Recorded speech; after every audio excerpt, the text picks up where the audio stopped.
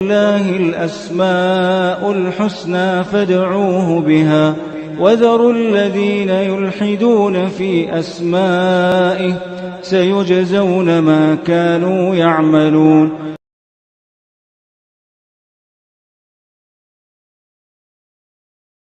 بسم الله الرحمن الرحيم. الحمد لله رب العالمين وبه نستعين وصلى الله وسلم على سيد الأنبياء والمرسلين وعلى آله وأصحابه أجمعين ومن تبعهم بإحسان إلى يوم الدين. اما بعد.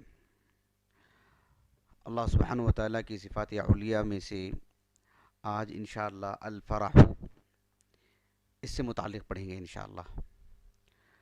اللہ سبحانہ و تعالیٰ کی صفات سے متعلق چونکہ ہر ہفتہ درس ہو رہا ہے اور اللہ سبحانہ و تعالیٰ کے مختلف ہم صفات پڑھ رہے ہیں، باوجود اس کے کہ میں نے اللہ تعالیٰ کی صفات سے متعلق جو قواعد ہیں نہایت تفصیل سے ذکر کر چکا ہوں الحمدللہ، لیکن ہر صفت کو پڑھنے سے پہلے بھی ایک مرتبہ اعادہ کر دیتا ہوں تاکہ جو لوگ سنتے ہیں درس بعد میں انہیں یہ چیزیں آسانی ہوتی ہے سمجھ میں آنے کے لیے انشاءاللہ. اللہ سبحانہ و تعالیٰ کی صفات سے متعلق اہل السنہ کا جو موقف ہے کہ اللہ تعالیٰ نے کتاب اللہ میں اور احادیث رسول جو صحیح احادیث ہیں اس میں جو بھی صفات اللہ تعالیٰ کی ہیں ہمیں اس کو ثابت کریں گے جو اللہ تعالیٰ نے ثابت کیا ہے، اور جو رسول اللہ نے بتائے ہیں اسے ہم مانیں گے، اور نہ اس میں ہم تعویل کریں گے نہ تعطیل سے کام لیں گے. ویسے ہی نہ تکییف ہوگی نہ تمثیل ہوگی نہ ہی تفویض ہوگی. یہ سب اصطلاحات ہیں جسے ہم نے کافی مرتبہ ذکر کر چکے ہیں الحمدللہ. اللہ سبحانہ و تعالیٰ کی بعض صفات کو ماننا، بعض صفات کو ترک کرنا، یہ بھی کسی طور پر بھی درست نہیں ہے. تو آج انشاءاللہ الفرح جو ہم پڑھنے جا رہے ہیں اس کے معنی آتے ہیں خوشی کے، خوش ہونا. اللہ سبحانہ و تعالیٰ کے لیے بھی یہ صفت آئی ہے کما یلیق لشأنہ، جیسے دیگر صفات ہیں ویسے ہی یہ بھی صفت.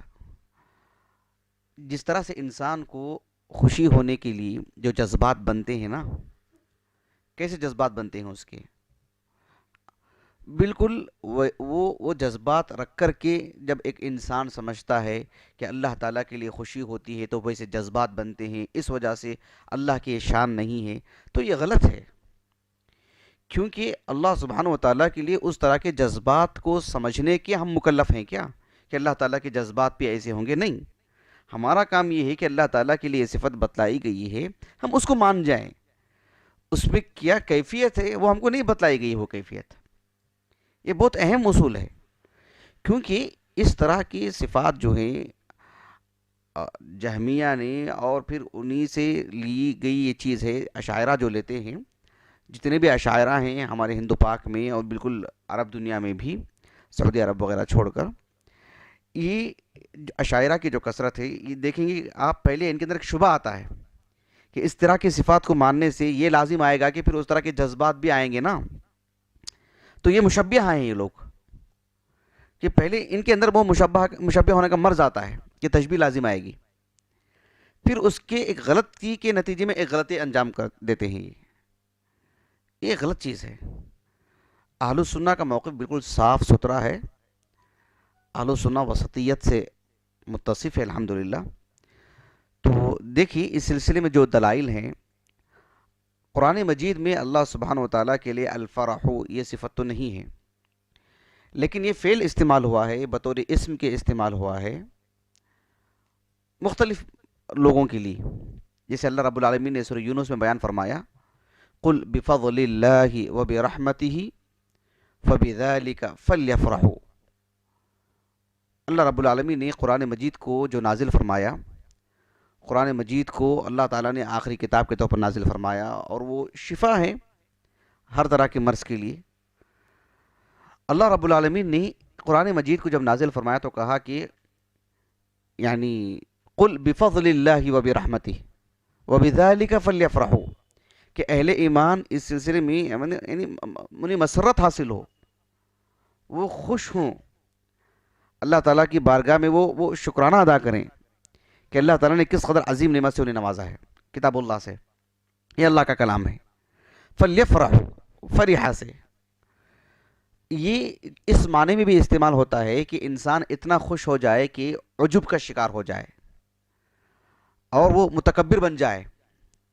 یعنی یہ سمجھ لے کہ جس طرح سے اگر ہم سے کوئی کہے کہ یعنی ہم آپ کو یہ چیز دینے والے ہیں جبکہ اس سے کئی گنا اچھی چیز میرے پاس ہے، تو ایک انسان کیا کرتا ہے کہ ایسی مناسبت سے ایک خوشی کا اظہار بھی کرتا ہے، ساتھ میں اس چیز کی تحقیر کرتا ہے. تم اس چیز کو میرے سامنے پیش کر رہے ہو جبکہ اس سے اچھی چیز تو میرے پاس موجود ہے. اللہ رب العالمین نے سورۃ المؤمن میں بیان فرمایا فَلَمَّا جَاءَتْهُمْ رُسُلُهُمْ بِالْبَيِّنَاتِ فَرِحُوا بِمَا عِندَهُم مِّنَ الْعِلْمِ.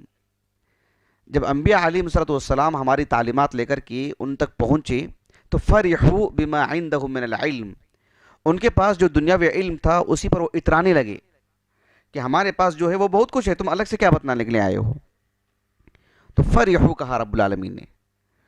قارون کو دیکھیے، اللہ رب العالمین نے فرمایا سورۃ القصص میں ان قارون کان من قوم موسیٰ فبغى علیہم وآتیناہ من الکنوز ما ان مفاتحہ لتنوء بالعصبۃ اولي القوہ اذ قال له قومه لا تفرح ان اللہ لا يحب الفرحین.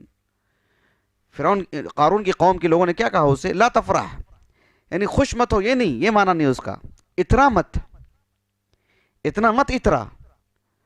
اللہ سبحانہ وتعالیٰ اس طرح کے لوگوں کو پسند نہیں فرماتے ہیں. تو یہی معنی ہے کہ ایک تو عام خوشی کے معنی میں بھی، پھر خوشی اس طرح سے آدمی میں غالب آ جائے کہ وہ دوسروں کو حقیر سمجھنے لگے یا اپنے پاس جو پونجی ہے اس پر اتنا خوش ہو جائے کہ سامنے والوں کو حقیر جانے اور جو ہے ایک دنیا کی قیمت اس کے پاس بہت ہے اور آخرت کی قیمت وہ جان نہیں پا رہا ہے اور اس کو وہ حقیر سمجھنے لگا ہے. یہ سب معانی اس کے اندر آتے ہیں. قرآن مجید میں اللہ تعالیٰ کے لیے بطور صفت کی یہ ذکر ہوا ہو ایسا نہیں ہے.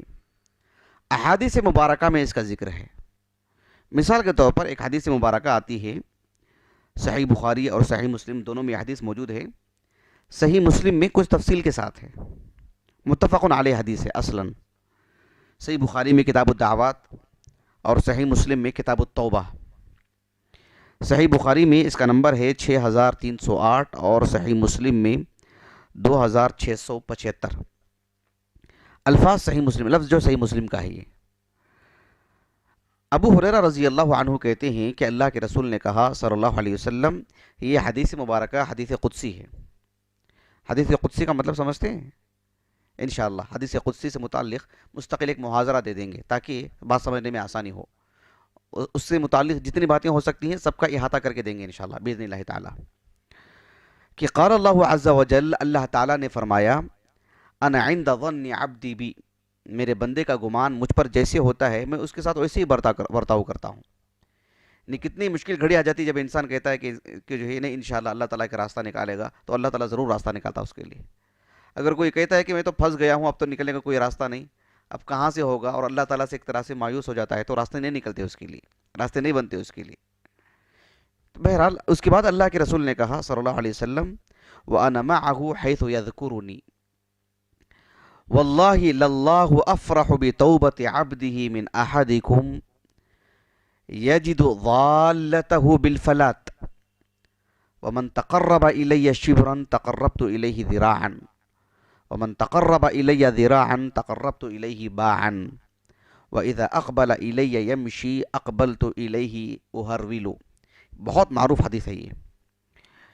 اس حدیث مبارکہ میں ہمارے موضوع کی جو دلیل ہے وہ یہ کہ اللہ کے رسول نے کہا صلی اللہ علیہ وسلم کہ ایک شخص جنگل میں ہے، بیابان، صحرا، یعنی صحرا کہتے ہیں جو ریتیلی زمین ہوتی ہے نہیں، جو عرب وغیرہ میں ہے، عربستان،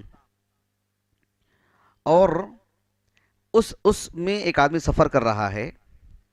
اس کے پاس زاد راہ بھی ہے، کھانے پینے کی اشیاء بھی ہیں ضرورت کے بقدر، اس کے بعد سواری بھی ہے اس کے پاس.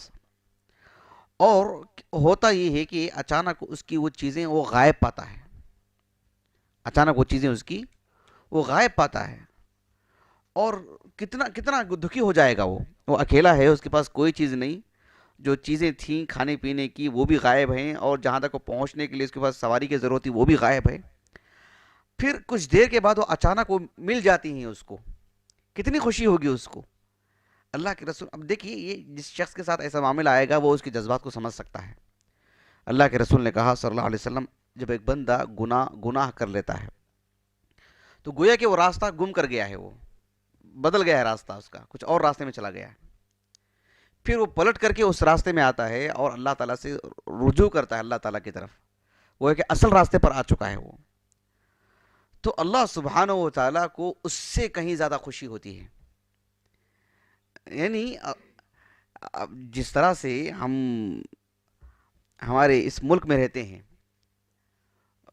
جو ایک ڈپارٹمنٹ ہے پولیس کا، بڑی تعداد میں اچھی بھی ہیں اور اچھی خاصی تعداد ایسی بھی ہے جو یعنی برتاؤ ان کا مناسب نہیں رہتا ہے، واضح بات ہے۔ جس طرح سے ہم دیکھتے ہیں کہ جو ہے ایک شخص اپنی گاڑی لے کے جا رہا ہے اور ایک ٹریفک پولیس اس کو روکتا ہے، عمومی طور پر انسانوں ہمارے یہاں کے لوگوں کا جو تجربہ ہے، ہم کیا سمجھتے ہیں اس کو، یعنی اب جو ہے میں پھنسا، ابھی میں کسی نہ کسی اعتبار سے اب میرے لیے مطلب چھٹکارے کی کوئی صورت نہیں ہے، جبکہ یعنی ہونا یہ چاہیے کہ وہ ہمارے لیے کچھ راستہ تلاش کر کے دے، ہمارے لیے نصیحت کرے، ہمارے لیے سمجھائے، یا بہرحال ایک دوستانہ ماحول ہو، اصل کے اعتبار سے وہی ہے۔ ایسا معاملہ نہیں ہے کہ چلو پھنسا، ابھی مجرم مجھے ملا، ابھی اس کو دکھاتا ہوں، یہ بات نہیں ہے نا۔ اللہ سبحانہ و تعالیٰ کی رحمت کتنی وسیع ہے، دیکھیں کہ ایک انسان گمراہ ہو چکا ہے، راستے سے بھٹک چکا ہے، وہ جب اصل راستے پر آتا ہے تو جو اللہ سبحانہ و تعالیٰ کو اتنی زیادہ خوشی ہوتی ہے کہ یہ صحیح راستے پر آ چکا ہے، یعنی اب اس کی نجات کا ذریعہ ہے، اب اس کی نجات ہو جائے گی، اس کے لیے معافی کا ذریعہ ہے، اب اس کو معاف کر دیا جائے گا، اور اللہ کی توفیق سے آتا ہے وہ۔ تو یہ حدیث مبارکہ میں یہ لفظ بیان کیا گیا ہے۔ ایک اور حدیث آتی ہے صحیح مسلم کی، جو خاصی تفصیل حدیث ہے، تفصیلی باتیں ہیں اس میں۔ برا ابن عازب رضی اللہ عنہما وہ کہتے ہیں کہ اللہ کے رسول نے کہا صلی اللہ علیہ وسلم، کیف تقولون بفرح رجل انفلتت منه راحلته تجر زمامها بأرض قفر ليس بها طعام ولا شراب وعليها له طعام وشراب فطلبها حتى شق عليه ثم مرت بجذل شجرة فتعلق زمامها فوجدها متعلقة به قلنا شديدا يا رسول الله فقال رسول الله صلى الله عليه وسلم أما والله لله أشد فرحا بتوبة عبده من الرجل براحلته۔ معروف حدیث مبارکہ ہے، اللہ کے رسول نے کہا صلی اللہ علیہ وسلم، آپ اس شخص کی خوشی کا اندازہ لگاؤ کیسے ہے۔ خود اللہ کے رسول نے پوچھا کہ ایک شخص ہے جس کے پاس زاد راہ بھی ہے، سب کچھ ہے، سواری بھی ہے، سفر میں تھا، وہ اچانک اس کی چیزیں غائب ہو گئیں کسی مناسبت سے، پھر وہ ایک درخت کے نیچے لیٹتا ہے اور پریشان حال رہتا ہے، اور پھر کچھ دیر کے بعد اس کی وہ ساری چیزیں میسر ہو جاتی ہیں، تو اس کی خوشی کا ٹھکانہ کیا ہوگا؟ یہ ایک ایسی بات ہے، نفسیاتی بات ہے نا، یہ نفسیاتی بات ہے، یہ کوئی کہانی نہیں ہے، انسان کے ساتھ اس کے تجربات ہوتے ہیں، اس زمانے میں بھی آج بھی۔ ایسی صورت میں جب اسے وہ چیز مل جاتی ہے تو کتنی خوشی ہوتی ہے اس کو۔ کتنے ایسے مواقع ہوتے ہیں جہاں میاں بیوی بچھڑ جاتے ہیں، ماں باپ سے بچے بچھڑ جاتے ہیں، کبھی ڈھونڈنے پر بھی نہیں ملتے، کبھی بہت بعد میں ملتے ہیں، جب ملتے ہیں تو کتنی خوشی ہوتی ہے، اللہ اکبر، کوئی انہی کو سمجھے۔ اللہ کے رسول صلی اللہ علیہ وسلم کتنے عظیم معلم ہیں، دیکھیے، اور نفسیات کے کتنے ماہر ہیں اللہ کے رسول صلی اللہ علیہ وسلم۔ آپ یہ واقعہ یوں بھی بتلا سکتے تھے اللہ کے بارے میں کہ اللہ تعالیٰ کی کتنی خوشی ہوتی ہے، لیکن آپ نے تقریب اس ذہن کے لیے، لوگوں کو قریب کرنے کے لیے بالکل ایک عملی مثال دیا آپ نے، جس کے ساتھ ہوتا ہے، جذباتی طور پر چھڑا آپ نے، تاکہ لوگ اس درد کو سمجھیں، اس معاملے کو سمجھیں، بھلے ہی وہ اصل حقیقت کیا ہے اللہ تعالیٰ کی خوشی کا ہم نہیں سمجھ پا رہے ہیں، کیفیت سے ہم واقف نہیں ہو پا رہے ہیں، لیکن ایک اندازہ لگا سکتے ہیں کہ کتنی خوشی رب العالمین کو۔ اللہ کے رسول نے کہا صلی اللہ علیہ وسلم، اما واللہ للہ اشد فرحا بتوبۃ عبدہ من الرجل براحلتہ۔ اللہ سبحانہ و تعالیٰ کی یہ جو صفت ہے، اس صفت کو، یہ حقیقی صفت ہے اللہ تعالیٰ کی، صفات فعلیہ میں سے ہے، اللہ تعالیٰ کی مشیت سے اس کا تعلق ہے۔ جب چاہتا ہے اللہ سبحانہ و تعالیٰ اس صفت کا اظہار فرمائے گا. یعنی صفات فعلیہ کا مطلب سمجھتے ہیں نا؟ ایک ہے صفات ذاتیہ، جیسے اللہ سبحانہ و تعالیٰ کے لیے عین، اللہ سبحانہ و تعالیٰ کے لیے وجہ، اللہ سبحانہ و تعالیٰ کے لیے یدان، یہ سب ان کو صفات ذاتیہ کہتے ہیں.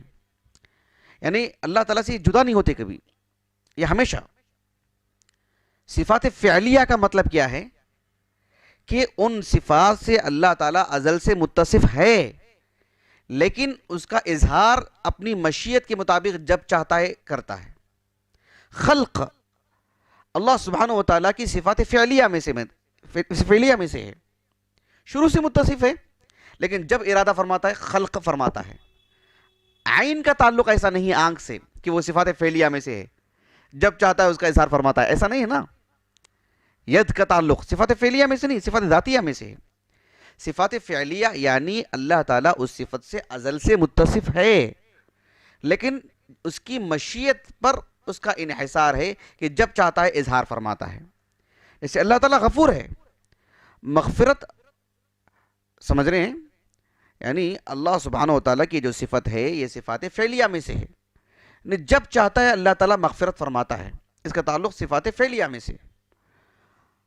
الرحیم ہے، الرحمہ صفات فعلیہ میں سے ہے، شروع سے متصف ہے اللہ تعالیٰ اس صفت سے، لیکن یرحم من یشاء، جب چاہتا ہے جس پر چاہتا ہے اللہ تعالیٰ اس کا اظہار فرماتا ہے، رحم کرتا ہے. تو مشیت سے اس کا تعلق ہوتا ہے. یہب لمن یشاء اناثا، یہ سب ایسی صفات ہیں جس کا تعلق اللہ تعالیٰ کی صفات فعلیہ میں شمار ہوتی ہیں. ویسے الفرح بھی یہ اللہ تعالیٰ کی صفات فعلیہ میں سے ہے، شروع سے متصف ہے اللہ تعالیٰ اس صفت سے، لیکن جب اللہ تعالیٰ کی مشیت ہو، جب اللہ تعالیٰ کا ارادہ ہو، جب اللہ چاہے اس صفت کا اظہار فرماتا ہے رب العالمین. بہرحال یہ اللہ سبحانہ و تعالیٰ کی جو صفات ہیں ان سلسلے میں ہمارا ایمان درست ہونا چاہیے. لیکن ہم نے اشاعرہ کو دیکھا کہ وہ اللہ سبحانہ و تعالیٰ کی اس صفت کو یا صفت کلام کو یا دیگر صفات کو، آپ دیکھیں نا، جو صفت اللہ رب العالمین کی الرضا، اللہ تعالیٰ کی خوشنودی، رضی اللہ عنہ اللہ کی صفت ہے. وہ اللہ سبحانہ و تعالیٰ کی صفت الضحک جس کے تعلق سے ہم نے پڑھا ہے ماشاءاللہ. الغضب اللہ تعالیٰ کی ایک صفت ہے. الغیرہ اللہ تعالیٰ کی ایک صفت ہے. الحب اللہ تعالیٰ کی ایک صفت ہے. المحبہ. لیکن ان سب صفات سے متعلق اشاعرہ یہ کہتے ہیں کہ اس کا تعلق، اس کا معنی یہ ہے کہ اللہ تعالیٰ ثواب دیتا ہے. الضحک کے معنی کیا ہے؟ اللہ تعالیٰ ثواب دیتا ہے. فآتاہم اللہ ثواب الدنیا وحسن ثواب الآخرہ. عربی میں لفظ نہیں ہے اس کے لیے یہی لفظ استعمال کرنا تھا. الحمدللہ رب العالمین الرحمن الرحیم. دیکھو نا حافظ جلال الدین سیوطی نے کیا لکھا اس پہ، تفسیر جلالین اٹھا کے دیکھیے آپ. الرحمہ کو انہوں نے ثواب سے تعبیر کی کہ اللہ تعالیٰ ثواب دیتا ہے. ان اللہ یحب المحسنین، اللہ تعالیٰ محسنین سے محبت کرتا ہے. تو انہوں نے کہا کہ وہاں محبت کے معنی محبت کے نہیں، اللہ ثواب دیتا ہے. ایسا نہیں ہے، اللہ تعالیٰ محبت کرتا ہے کیسے؟ کما یلیق لشأنہ. یہ بہت اہم چیز ہے. ویسے ہی الفرح سے متعلق یہ معنی بتاتے ہیں کہ اس سے اللہ تعالیٰ ثواب دینے کا ارادہ کرتا ہے. یہ معنی غلط ہے، تعویل ہے یہ.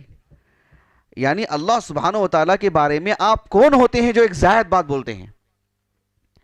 اللہ تعالیٰ اپنے بارے میں زیادہ بہتر جانتا ہے، یا تم جانتے ہیں اللہ کے بارے میں زیادہ بہتر؟ اللہ نے جب اپنے بارے میں ایک لفظ بیان فرمایا ہے، اس کا وہی معنی ہے. کسی اور کو کیا حق ہے کہ نہیں ہے، یہ نہیں، ہاں وہ معنی ہے. جبکہ قرآن عربی زبان میں ہے، رسول اللہ کی زبان عربی تھی صلی اللہ علیہ وسلم، آپ نے اس کا معنی نہیں بتایا، جبکہ اس کے مواقع تھے. اللہ رب العالمین نے جب قرآن مجید کی آیت کریمہ نازل فرمائیں، الذین آمنوا ولم یلبسوا ایمانہم بظلم اولئک لہم الامن وہم مہتدون. یہ سورۃ الانعام کی آیت ہے. کس پر نازل ہوئی آیت کریمہ؟ رسول اللہ پر صلی اللہ علیہ وسلم، بلسان عربی مبین. قرآن عربی زبان میں نازل ہوا اور یہ قوم عربی زبان جاننے والی تھی. رسول اللہ عربی زبان جاننے والے تھے، صحابہ عربی زبان جاننے والے تھے. ابن مسعود عربی نسل، اہل مکہ سے ہیں آپ کہتے ہیں کہ میں اکیلا نہیں، صحابہ کی جماعت پریشان ہو گئی اس میں. ظلم ایک معروف لفظ ہے. اینا لم نظلم کہا انہوں نے، کہ اللہ کے رسول میں سے کون ہے جو ظلم نہیں کرتے؟ اللہ کے رسول نے کہا نہیں، جو سورہ لقمان کی آیت کریمہ ہے نہیں، ان الشرک لظلم عظیم، یہاں وہ ظلم مراد ہے، وہ ظلم نہیں ہے جسے تم سمجھ رہے ہو۔ سبحان اللہ، سمجھ رہے ہیں آپ؟ ایک صحابی رسول عدی بن حاتم رضی اللہ عنہ، رمضان کا مہینہ تھا، اللہ تعالیٰ نے قرآن مجید میں فرمایا فَكُلُوا وَاشْرَبُوا حَتَّى يَتَبَيَّنَ لَكُمُ الْخَيْطُ الْأَبْيَضُ مِنَ الْخَيْطِ الْأَسْوَدِ مِنَ الْفَجْرِ كُلُوا وَاشْرَبُوا حَتَّى يَتَبَيَّنَ لَكُمُ الْخَيْطُ الْأَبْيَضُ مِنَ الْخَيْطِ الْأَسْوَدِ، کالے دھاگے اور سفید دھاگے میں فرق نہ ہو جائے۔ قرآن عربی زبان میں ہے، عربی تعبیرات ہیں، عربی محاورات ہیں، اور وہ اہل اللسان ہیں، وہ اس کا ظاہری معنی لے لیے۔ وہ اللہ کے رسول نے نشاندہی کی ان کی، یہاں کیا معنی ہے؟ تو کیا اللہ تعالیٰ کی اس صفات پر اتنی آیتیں نازل ہوئی، اللہ کے رسول نے نشاندہی نہیں فرمائی کیا؟ حق یہ تھا کہ نشاندہی فرما دیتے، نشاندہی کر دیتے کہ یہاں پر ان اللہ یحب المحسنین، المحبہ کے معنی، الفرح کے معنی، یا جو ہے الضحک کے معنی ثواب دینے کے ہیں، اصل معنی میں نہیں ہے، بتلا دینا چاہیے تھا، جیسے دیگر آیتوں میں اللہ کے رسول نے بتلائے ہیں صلی اللہ علیہ وسلم۔ تو بالکل یہ ایک اہم بات ہے سمجھنے کی کہ آیات الصفات میں نمرھا کما جاءت، جیسے بیان کی گئی ہیں ہم اس پر ایسے ہمارا گزر ہوگا۔ بہرحال یہ ایک حدیث مبارکہ ہے جسے میں نے آپ کے سامنے رکھا ہے۔ اسی سے ملتی جلتی ایک اور بات ہے، اس کو کہتے ہیں یعنی البشاشتو۔ البشاشتو ایک جو ہے یعنی کلمہ ہے، البشبشتو، البشبشہ کہتے ہیں، ہم اردو میں بولتے ہیں نا چہرے پر کتنی بشاشت ہے، مطلب کتنا خوشحال چہرہ ہے، یعنی چہرے سے لگ رہا ہے کہ ان کے دل میں کتنا سرور ہے، کتنے خوش ہیں۔ دل کی جو خوشی ہوتی ہے وہ چہرے پر چھلک کر آتی ہے، دل میں جو غم ہوتا ہے وہ بھی چہرے سے نمایاں رہتا ہے۔ بعض لوگ جیسے کہتے ہیں کہ میں جتنا بھی اندر سے خوش رہوں لیکن میں چہرے سے اس کا اظہار نہیں کرتا، غم جتنا بھی ہوگا میں چہرے سے اظہار نہیں کرتا۔ بعض لوگ کہتے ہیں نا یہ نہیں، فطرت کے خلاف ہے، یہ آسان کام نہیں ہے۔ اللہ کے رسول علیہ السلام سے زیادہ اپنی شخصیت پر کنٹرول کس کا تھا؟ لیکن دیکھیں نا احادیث میں بکثرت ملتے ہیں، آپ خوش ہو جاتے تو آپ کا چہرہ کیسا ہوتا، صحابہ بتلاتے ہیں۔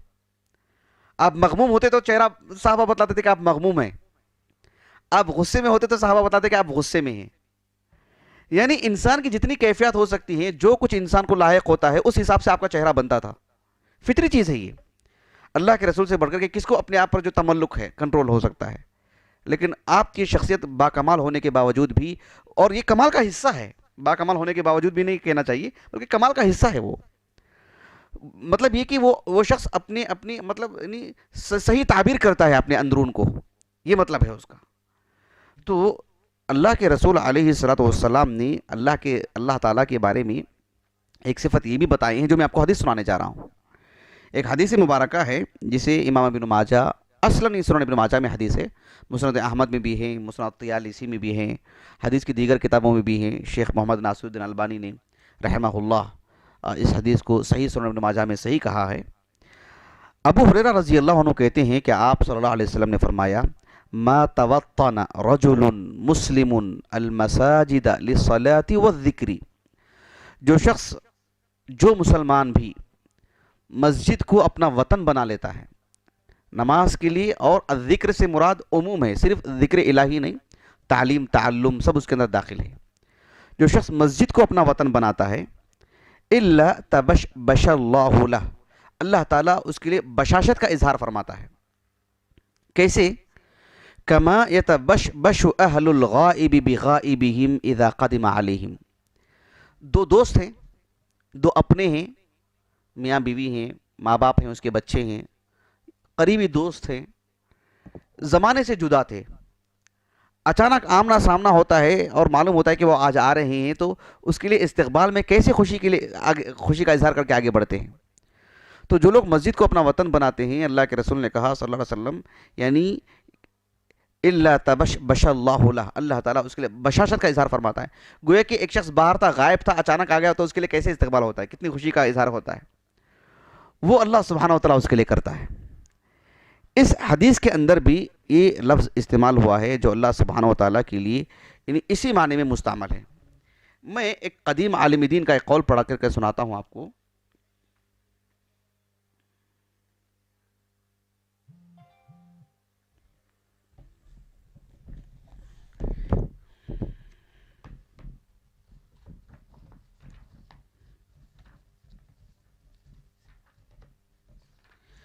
عموماً کیا ہوتا ہے، آپ دیکھ سکتے ہیں کہ نسأل اللہ السلامہ، جو تلبیس کہتے ہیں نا، تلبیس یعنی حق و باطل میں گڑ گڑ کر دینا، خلط ملط کر دینا، ایک عام آدمی پہچان ہی نہیں سکے حق کیا ہے باطل کیا ہے، ایسا بہت ہوتا ہے، نسأل اللہ السلامہ۔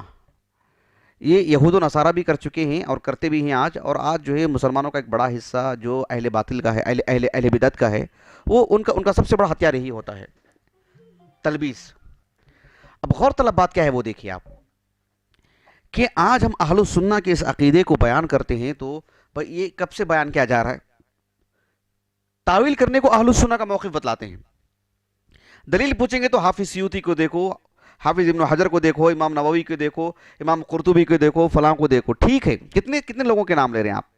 اور اوپر جائیے، بتائیے کسی تیسری صدی ہجری کے عالم کا نام بتائیے، کسی دوسری صدی ہجری کے عالم کا نام بتائیے۔ ان کی بھی تو کتابیں ہیں، انہوں نے بھی تو عقیدے کو پڑھایا اور انہوں نے ابواب قائم کی، لیکن جاتے ہی نہیں وہاں تک کوئی نہیں جاتا ہے۔ یعنی یہ اپنے اس تعویل کے لیے امام اہل سنہ کا کبھی نام نہیں لیتے، امام شافعی کا کبھی نام نہیں لیتے، امام احمد بن حنبل کا، امام مالک کا، امام بخاری کا، امام ابو داؤد کا، اور امام فلاں کا کسی کا نام نہیں لیتے ہیں۔ گھما پھرا کر کے جو ہے مطلب جو ہے ایک 5ویں صدی ہجری کے بعد سے ان کے پاس نام ملتے ہیں اور انہی کے نام گنواتے ہیں، اور لوگوں بولتے ہیں کہ زمانے سے چلی آ رہی ہے بات۔ اور اوپر جائیے نا، خیر القرون میں سے کسی ایک کا نام بتا دیجئے، کم از کم ہم سوچیں کہ جھوٹی بات ہی صحیح، ضعیف روایت ہی صحیح، بتلا دیجئے۔ لیکن آپ کو اس طرح کی مستند کتابوں میں کہیں ایسی کوئی روایت نہیں ملے گی، جگہ ہی نہیں ہے اس کے لیے۔ صرف وہی باتیں ملیں گی جو اہل باطل نے کہیں اور اہل علم نے انہیں نقل کیا رد کرنے کے لیے، صرف وہی ملے گا آپ کو، اہل سنہ کی طرف سے کوئی بات نہیں ملے گی۔ یہ دیکھیے ابو سعید عثمان ابن سعید الدارمی رحمہ اللہ، انہوں نے بشر المریسی پر انہوں نے جو رد لکھا ہے، اتنا عظیم رد وہ لکھتے ہیں۔ دیکھیں یہ وہ بولتے نا کہ جو ہے مطلب چوری پکڑنا، بالکل وہ کام کیا انہوں نے۔ یہ لکھتے ہیں کہ وَبَلَغَنَا أَنَّ بَعْضَ أَصْحَابِ الْمِرِّيسِ قَالَ لَهُ كَيْفَ تَصْنَعُ بِهَذِهِ الْأَسَانِيدِ الْجِيَادِ الَّتِي يَحْتَجُّونَ بِهَا عَلَيْنَا فِي رَدِّ مَذَاهِبِنَا مِمَّا لَا يُمْكِنُ التَّكْذِيبُ بِهَا۔ بشر المریسی جو شخص تھا، اس سے بعض لوگوں نے کہا کہ تم جس پہ رد کرنے جا رہے ہو وہ اپنے پاس اتنے ٹھوس دلائل رکھتے ہیں، اسانید کے ذریعے سے وہ اپنی باتوں کو پیش کرتے ہیں، روایات ہیں ان کے پاس، احادیث ہیں ان کے پاس، جس میں اللہ تعالیٰ کی یہ سب صفتیں بیان کی گئی ہیں، کیسے رد کرو گے تم ان کا؟ مثل سفیان عن منصور عن الزہری والزہری عن سالم وایوب ابن عون عن ابن سیرین وعمر ابن دینار عن جابر عن النبی صلی اللہ علیہ وسلم وما اشبہہا، یعنی کچھ سندیں بیان کر رہے ہیں، یعنی اتنا عمدہ اسانید کے ذریعے سے وہ اپنے موقف کو پیش کر رہے ہیں۔ سمجھ رہے ہیں آپ اس بات کو؟ بشر المریسی جو ہے ایک معتزلی شخص ہے، ان کو جا کر کے کچھ ان کے لوگوں نے کہا کہ تم ان کا کیسے جواب دو گے؟ تمہارے پاس اتنا مواد ہے کیا؟ جس طرح سے وہ اپنے پاس اتنا مدلل مواد رکھتے ہیں، مستند احادیث پیش کرتے ہیں، بات واضح ہو گئی؟ تمہارے پاس کیا ہے اس کا جواب؟ اب دیکھو، فقال المریسی لا تردوه، بشر المریسی نے کہا کہ تم ان احادیث کو رد مت کرو، فتفضحوا، تو پھر تمہیں فضیحت لاحق ہو جائے گی، رسوائی تمہاری ہوگی۔ یعنی صحیح بخاری کی وہ اگر جیسے آج کے دور میں صحیح بخاری سے حوالہ دوں گا تو سامنے والا کیا جواب دے گا میرا؟ وہ بولے گا وہ حدیث ضعیف ہے، رد تو نہیں کر سکتا اس کو۔ تو کہا کہ لا تردوه، تمہیں اس کا رد مت کرو، چھوڑ مت دو، رسوائی تمہاری ہوگی۔ ولیکن غالطوہم بالتأویل، لیکن تعویل کے ذریعے سے تم مغالطہ پیش کرو، ان کو مغالطے میں ڈال دو، یعنی تعویل کر دو۔ ہاں بھائی وہ حدیث تو صحیح ہے لیکن اس کا یہ معنی ہے، جیسے اہل بدعت آج کرتے ہیں نا، قرآن مجید کی آیت کریمہ ہے، اس میں کس کو اختلاف؟ ومن اصدق من اللہ قیلا، اللہ سے بڑھ کے کس کی بات سچی ہے؟ قرآن مجید کی آیت کریمہ ہے، لیکن آپ نے جو اس سے استدلال کر رہے ہیں وہ درست ہے کیا؟ حدیث صحیح بخاری کی ہے، لیکن آپ جو استدلال کر رہے ہیں وہ درست ہے کیا؟ اللہ تعالیٰ ہر جگہ موجود ہے، دلیل کیا ہے؟ وہ قرآن ہی سے آیت پڑھیں گے، وہ بات وہ نہیں ہے۔ تو یہ دراصل کیا ہے؟ باطل کا حربہ ہے، یہ باطل کا اسلحہ ہے، تعویل۔ کہا کہ وَلَكِنْ غَالِطُوهُمْ بِالتَّأْوِيلِ فَتَكُونُوا قَدْ رَدَدْتُمُوهَا بِلُطْفٍ، کہ تم ایسی صورت میں رد بھی کرتے رہے ہو اور بہت ہی پیارے انداز میں، جس میں تم بچ جاؤ گے۔ اذ لم يمكنكم ردها بعنف كما فعل هذا المعارض سواء، یعنی پھر تم پر وہ سختی نہیں کر پائیں گے۔ اگر تم کہو گے کہ میں اس حدیث کو نہیں مانتا ہوں تو تم پہ پھر وہ جرح کر دیں گے تمہاری۔ اگر کوئی کہے گا کہ میں صحیح بخاری کو نہیں مانتا ہوں، ایک ساتھ پوری امت مسلمہ رد کرے گی اس پر۔ جیسے دارالعلوم ندوہ کے استاذ سلمان ندوی صاحب نے آج جو کہا کہ قرآن مجید کی جو ترتیب ہے اس سلسلے میں لوگوں کو مغالطے میں ڈالنے کی کوشش کر رہے ہیں تعویلات کے ذریعے سے، اور پھر صحابہ پر جرح وغیرہ سب کچھ جو بھی چیزیں ہیں۔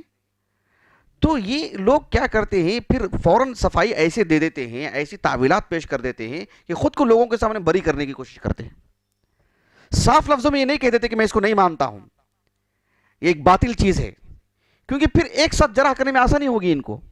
لیکن یہ اتنے لطیف انداز میں ایسی تعویلات کے ذریعے سے آتے ہیں کہ کام بھی کر جاتے ہیں اور شبہات بھی چھوڑ دیتے ہیں اور خود کو بعد میں بری بھی کر لیتے ہیں کہ میرا یہ مقصود نہیں تھا، ہم یہ کہنا چاہ رہے تھے اور یہ معاملہ تھا، ایسی بات تھی۔ صاف لوگ نہیں ہوتی ہے، بشر مریسی کے نسل کے ہوتے ہیں، نسأل اللہ السلامہ۔ اس کے بعد جو ہے یعنی ابو سعید الدارمی رحمہ اللہ نے اللہ سبحانہ وتعالیٰ کی صفات میں سے الحب، البغض، السخط، الکراہیہ، الفرح، الضحک، یہ ساری صفات بیان کی ہیں، اور اتنی احادیث دیکھ رہے ہیں آپ، میں جو اور رٹتے جا رہا ہوں، ساری احادیث بیان کر رہے ہیں، اور آخر میں انہوں نے لکھا ہے وَفِي هَذِهِ الْأَبْوَابِ رِوَایَاتٌ كَثِيرَةٌ اکثر مما ذکرنا لم نأتی بها مخافت التطویل۔ جتنی احادیث میں نے پیش کی ہیں ان احادیث کے علاوہ بھی اور بھی احادیث ہیں، لیکن طول نہ اختیار کر جائے اس لیے میں اختصار کرتا ہوں، یہاں پر اختتام کرتا ہوں، یہاں پر اختصار سے میں نے احادیث بیان کی ہیں۔ تو یہ جو ہے ایک مغالطہ ہے، سمجھنے کی کوشش کریں۔ آج تک ہم نے جتنے بھی اللہ تعالیٰ کی صفات بتائیں سب کچھ آپ کو معلوم ہوگا کہ ہم نے نہ صرف احادیث پڑھ کر کے سنائے ہیں، احادیث پڑھ کر کے سنانے کے ساتھ ساتھ صحابہ کا، تابعین کا، تبع تابعین کا، محدثین کا، خیر القرون کے علماء کا کیا موقف تھا اس سلسلے میں وہ بھی ہم نے بیان کیا ہے۔ پھر ان کی تائید میں بعد کے علماء نے جو بیان کیا تب ہم نے ان کے نام حوالے دیے ہیں۔ ہم نے اول نمبر پر ابن تیمیہ کا حوالہ دے کر کے کام نہیں چکایا ہے۔ ابن تیمیہ رحمہ اللہ کا حوالہ ہم نے اسی وقت دیا ہے جب اس سلسلے میں قرآنی آیات ہوں، احادیث مبارکہ ہوں، اور جو ہے خیر القرون کا وہی جو ہے مطلب نقطہ نظر ہو جسے ابن تیمیہ رحمہ اللہ نے مدلل انداز میں پیش کیا ہے، اسی چیز کو لے کر۔ ورنہ جو ہی خیر القرون کا موقف الگ تھا، ابن تیمیہ کا موقف الگ تھا، تو پھر ہم سب سے پہلے بری ہو جاتے ہیں ان سے، اللہ کی توفیق سے۔ تو یہ بات سمجھنے کی ضرورت ہے، اور بھی بہت ساری باتیں ہیں، انشاءاللہ میں سمجھتا ہوں بات واضح ہے انشاءاللہ۔ اللہ تعالیٰ سے دعا ہے کہ اللہ سبحانہ وتعالیٰ ہمیں اللہ تعالیٰ کی صفات سے آگاہی حاصل کرنے، اسے واقف ہونے کی سعادت نصیب فرمائے۔ سبحانک اللہم و بحمدک، اشہد ان لا الہ الا انت، استغفرک و اتوب الیک۔